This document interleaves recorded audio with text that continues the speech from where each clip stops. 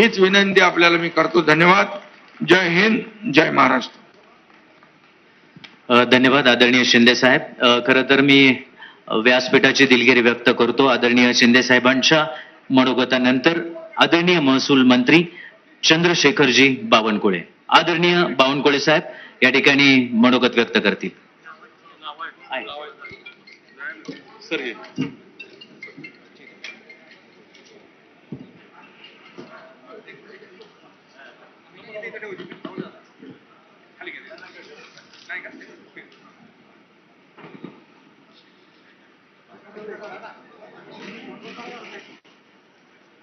आज आपल्या सर्वांच्या आवडत्या आणि महाराष्ट्राच्या 14 कोटी जनतेच्या मनात ज्यांच्याबद्दल अत्यंत आदरभाव आणि खरं तर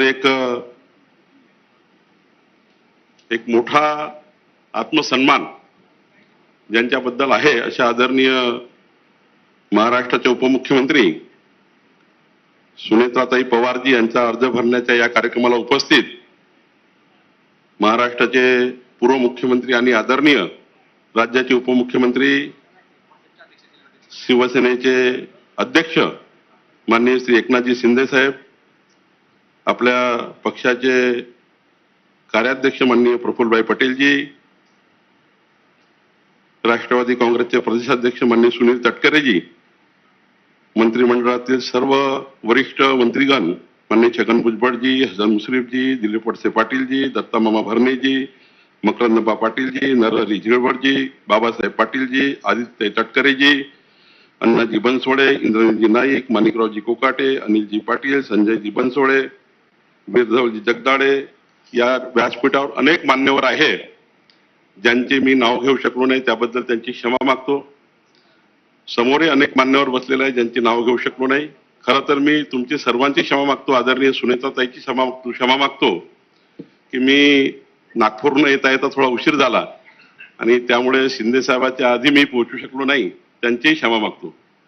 खरं तर या मंचावर उपस्थित अनेक मान्यवर आणि खरं तर आपल्या या आजच्या या ठिकाणी खरं तर ऐतिहासिकच दिवस आहे की आज आमच्या सर्वांच्या आवडत्या ताई सुनेत्राताई आपला उमेदवारी अर्ज सादर करताय.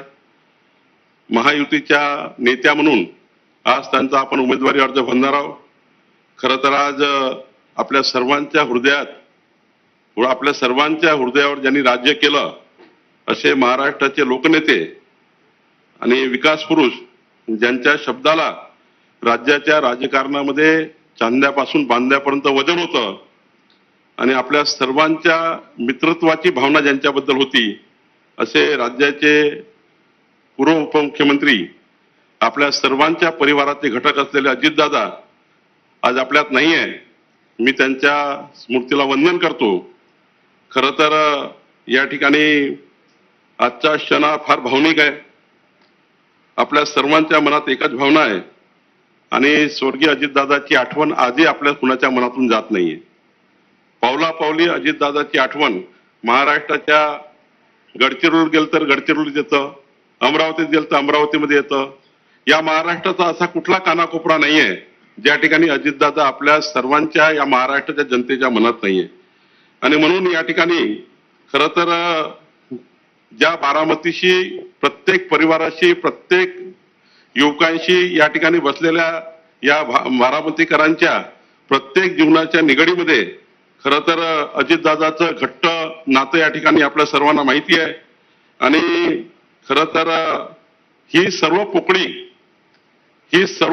कधीच या महाराष्ट्राच्या इतिहासातनं निघून या ठिकाणी भरल्या जाणार नाही असं नेतृत्व आपल्यातून आज त्या ठिकाणी निघून गेलं.